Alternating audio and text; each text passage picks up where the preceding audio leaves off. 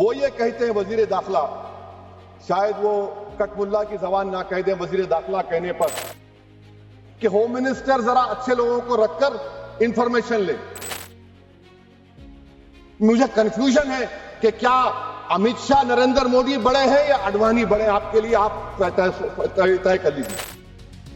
تو میں گاندھی کی طرح اس قانون کو پھاڑتا ہوں، یہ انکانسٹیٹیوشنل ہے سر۔ میں یہ وقت ترمیمی بل کی مخالفت میں کھڑا ہوا ہوں۔ کسی ایک شاعر نے بڑا اچھا کہا تھا، جب بھی ضمیر و ظرف کا سودا ہو دوستو، جب بھی ضمیر و ظرف کا سودا ہو دوستو، قائم رہو حسین کے انکار کی طرح۔ سر، یہ وقت ترمیمی بل بھارت کے غیور مسلمانوں کے ایمان پر، عبادت پر ایک حملہ ہے۔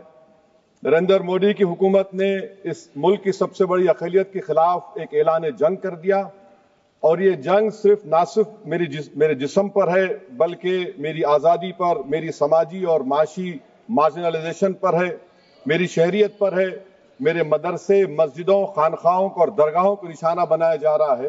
اور یہ حکومت سچائی کو نہیں بیان کر رہی ہے کہ یہ ترمیمی بل سے مسلمانوں کا تحفظ، ترقی اور غربت کا خاتمہ ہوگا۔ یہ سراسر جھوٹ ہے۔ ابھی ہم گृह منتری کا، وزیر داخلہ کا، یہاں پر ان کا ہم نے تقریر سنی، یہاں پر وہ یہ کہتے ہیں وزیر داخلہ، شاید وہ کٹ ملا کی زبان نہ کہہ دیں وزیر داخلہ کہنے پر۔ وزیر داخلہ نے اپنے بیان میں کہا کہ بورڈ اور کونسل جو ہوگا وہ اسلام سے الگ ہے۔ سر، اگر یہ بات سچ ہے آپ کی، تو پھر آپ کو یہ قانون بنانے کی ضرورت ہی نہیں ہے، آپ ایک نان اسٹیچوٹری باڈی بنا دیجئے۔ یہ جو قانون بن رہا ہے نا سر، یہ آرٹیکل 26 اس کا سورس ہے، اور آرٹیکل 26 جب اس کا سورس ہے تو آرٹیکل 26 کا A, B, C, D کیا کہتا ہے کہ ریلیجیس ڈینومینیشن کو اپنے مذہب کے افیئرز خود چلانا، موویبل اموویبل پراپرٹی کو لینا اور ایڈمنسٹر کرنا۔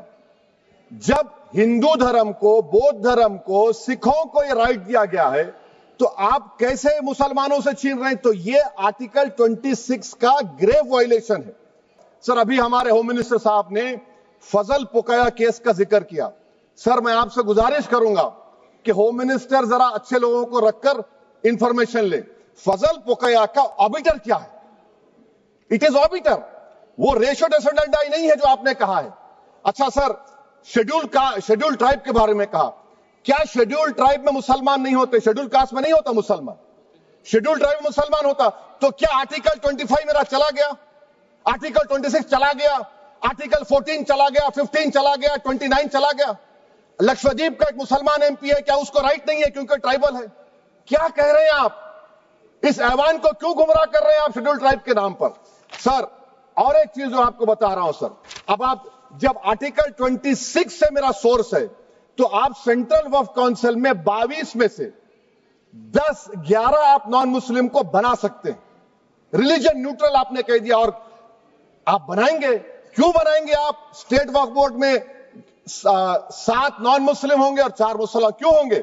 کیونکہ آپ لا میں 95 میں ڈائریکٹ مینجمنٹ میں لے سکتے 5 سال کے لیے۔ اچھا سر، آپ دیکھیے، اب آپ آ جائیے یہ ٹرائبونل پر۔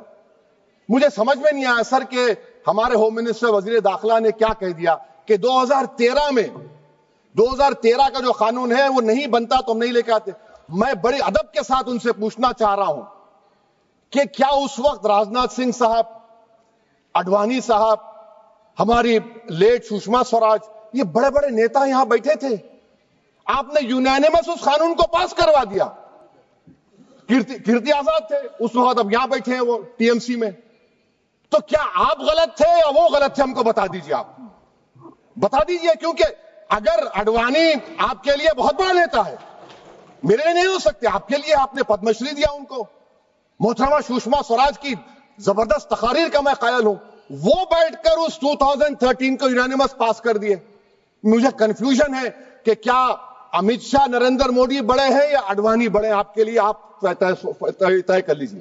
سر، آپ دیکھیے، اس میں امیت شاہ صاحب بولے کہ اتنی پراپرٹیز کا قبضہ ہوا، چوری ہوئی، یہ ہوا۔ سر، کلاس 2652A سیکشن، اگر کوئی پراپرٹی بیچتا ہے 2 سال کی سزا تھی، آپ نے کیا کر دیا؟ اس کو 6 مہینے کر دیا۔ नॉन अवेलेबल था, आपने अवेलेबल कर दिया। सेक्शन 40 की बात करते हैं। सेक्शन 40 में सर हमको जो ज्वाइंट वर्किंग कमेटी का जो नोट्स दिए, उसमें मिनिस्ट्री ऑफ माइनॉरिटी अफेयर्स ने कहा कि 30 साल में 515 केसेस सेक्शन 40 के और सिर्फ 8 लोग कोर्ट को गए। वक्फ यूजर का कानून तेलंगाना आंध्रा में है, सेक्शन 40 का कानून तमिलनाडु 63 है, आंध्र प्रदेश में 43 है। और सर आप डायरेक्शन दे रहे हैं, अच्छा क्लॉज 4218 भी देखिए सर, आप रूल बना रहे हैं, कोऑपरेटिव फेडरलिज्म के खिलाफ है, इतना रूल बना रहे हैं। और आखिर में सर मैं आपको बताना चाह रहा हूं स्पीकर साहब, ये बिल का मकसद सिर्फ मुसलमानों को जलील और रुस्वा करना है, मुसलमानों को दूसरे दर्जे का शहरी बनाने का इनका मकसद है। सर अगर आप हिस्ट्री को पढ़ेंगे तो महात्मा गांधी उस वक्त के व्हाइट अफ्रीका में सफेद फार्म अफ्रीका के कानून को महात्मा गांधी ने कहा था कि ये मेरा कॉन्शियंस इसको मानता नहीं, मैं इस कानून को कबूल नहीं करता हूं।